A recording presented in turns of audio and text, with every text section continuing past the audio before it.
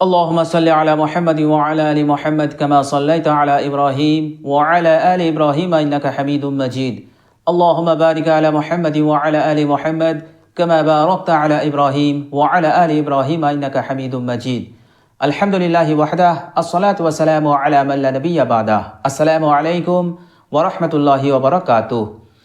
প্রিয় দর্শক, কাছে দূরে দেশ ও বিদেশে যে যেখানেই অবস্থান করছেন সকলকে জানাই আমি আমার আন্তরিক সালাম, শুভেচ্ছা, অনেক অনেক অভিনন্দন। প্রিয় দর্শক, শাবানুল মুআজ্জাম আরবি 12 মাসের অষ্টম মাস।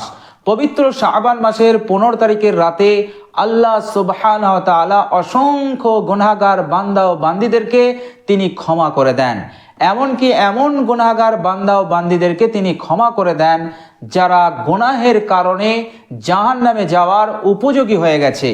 এমন বান্দা ও বান্দীদেরকে তিনি ক্ষমা করে দেন। তবে কিছু বান্দা ও বান্দী এমন থাকবেন যাদেরকে আল্লাহ সুবহানাহু ওয়া তাআলা কখনোই ক্ষমা করবে না, যতক্ষণ পর্যন্ত তারা ওই গুনাহ থেকে তওবা না করছে, ততক্ষণ পর্যন্ত আল্লাহ সুবহানাহু ওয়া তাআলা তাদেরকে ক্ষমাই করবেন না। তো প্রিয় দর্শক, আজকের ভিডিও থেকে আমরা জানব সেই সমস্ত বান্দা কারা, সেই সমস্ত ভাইয়েরা কারা যাদেরকে আল্লাহ সুবহানাহু ওয়া তাআলা পবিত্র শাবান মাসের 15 তারিখের রাতেও ক্ষমা করবেন না। তো প্রিয় দর্শক, চলুন আজকে আমরা জেনে নেই সেই বান্দা ও বান্দিরা কি এমন গুনাহ করে যে গুনাহগুলো আল্লাহ সুবহানাহু ওয়া তাআলা কখনোই ক্ষমা করেন না, যতক্ষণ পর্যন্ত তারা সেই গুনাহ থেকে তওবা না করে। তো প্রিয় দর্শক, জানতে ভিডিওর শেষ পর্যন্ত থাকুন। তো প্রিয় দর্শক, ইবনে মাজাহ শরীফের হাদিসটির বর্ণনাকারী হযরত আবু মুসা আশআরী রাদিয়াল্লাহু তাআলা আনহু, তিনি বলছেন, ক্বালা রাসূলুল্লাহ সাল্লাল্লাহু আলাইহি ওয়াসাল্লাম, রাসূলুল্লাহ সাল্লাল্লাহু আলাইহি ওয়াসাল্লাম বলেছেন, ইন্নাল্লাহা তাআলা লা ইয়াত্তালিউ ফি লাইলাতিন নিসফি মিন শাবান, নিশ্চয়ই আল্লাহ সুবহানাহু ওয়া তাআলা পবিত্র শাবান মাসের 15 তারিখের রাতে তিনি মনোযোগী হন, দুনিয়ার প্রতি তিনি মনোযোগী হন। কেন?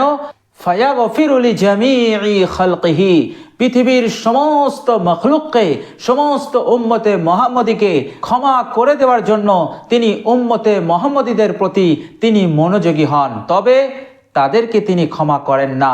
বিশ্বনবী সাল্লাল্লাহু আলাইহি ওয়াসাল্লাম বলছেন, ইল্লা লিল মুশরিকিন আও মুশাহিনিন, আল্লাহ সুবহানাহু ওয়া তাআলা মুশরিককে ক্ষমা করেন না এবং সেই বান্দা ও বান্দীকে ক্ষমা করেন না যারা অন্তরে হিংসা পোষণ করে, যারা অন্তরে দুশমনী শত্রুতা পোষণ করে আছে অন্যের প্রতি, অন্যের ভাইয়ের প্রতি, হিংসুককে আল্লাহ সুবহানাহু ওয়া তাআলা এই রাতে ক্ষমা করেন না। আর যারা আত্মীয়তার সম্পর্ক ছিন্ন করে রেখেছে তাদেরকে আল্লাহ সুবহানাহু ওয়া তাআলা ক্ষমা করেন না। আর যারা পিতামাতার অবাধ্য তাদেরকে আল্লাহ পাক ক্ষমা করেন না।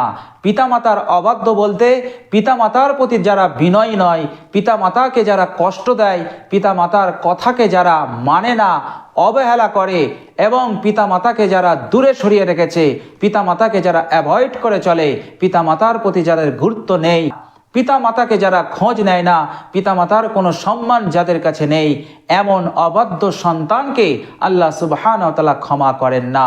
আর যারা মদ্যপান করে, অর্থাৎ আল্লাহ সুবহানাহু ওয়া তাআলা যেটা পান করতে হারাম করেছেন সেই মদ, সেই শরাব যারা পান করে, সেই মদ্যপানকারীকে আল্লাহ পাক ক্ষমা করেন না। আর যারা টাকনুর নিচে কাপড় পরিধান করেন, টাকনুর নিচে যারা কাপড় পরিধান করেন তাদেরকে আল্লাহ সুবহানাহু ওয়া তাআলা ক্ষমা করেন না। আর যারা জাদুকর তাদেরকে আল্লাহ পাক ক্ষমা করেন না। আর যারা জ্যোতিষী, ভবিষ্যতের কথা বলে তাদেরকেও আল্লাহ পাক ক্ষমা করেন না, কারণ তারা মানুষকে ধোঁকা দিচ্ছে, তারা মানুষকে প্রতারণা করছে, কারণ গায়বী খবর একমাত্র আল্লাহ সুবহানাহু ওয়া তাআলা ছাড়া কেউই জানে না। তো যারা জ্যোতিষী হয়ে বসে আছে আল্লাহ সুবহানাহু ওয়া তাআলা তাদেরকে ক্ষমা করবেন না। আর যারা গায়ের জোরে অন্যায়ভাবে সাধারণের কাছ থেকে ট্যাক্স উসুল করে, খাজনা উসুল করে, তাদেরকে আল্লাহ পাক ক্ষমা করবেন না।